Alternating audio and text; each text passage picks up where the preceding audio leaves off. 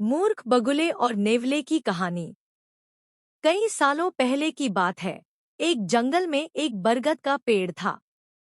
उस बरगद के पेड़ पर एक बगुला रहा करता था।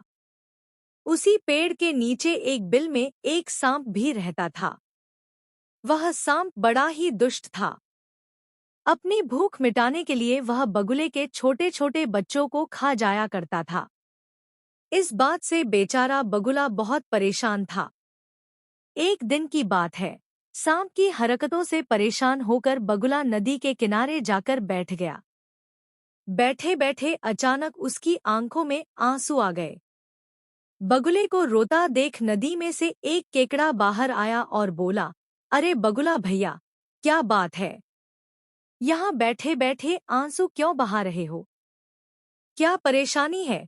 केकड़े की बात सुनकर बगुला बोला, क्या बताऊं केकड़े भाई, मैं तो उस सांप से परेशान हो गया हूँ। वह बार बार मेरे बच्चों को खा जाता है।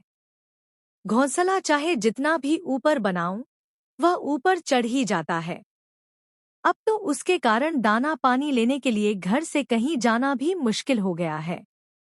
तुम ही कोई उपाय बताओ। बगुले की बात सुनकर केकड़े ने सोचा कि बगुला भी तो अपना पेट भरने के लिए उसके परिवार वालों और दोस्तों को खा जाता है। क्यों न ऐसा कोई उपाय किया जाए कि सांप के साथ साथ बगुले का भी खेल खत्म हो जाए।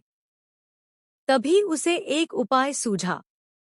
उसने बगुले से कहा, एक काम करो बगुला भैया, तुम्हारे पेड़ से कुछ ही दूर नेवले का बिल है। तुम सांप के बिल से लेकर नेवले के बिल तक मांस के टुकड़े बिछा दो।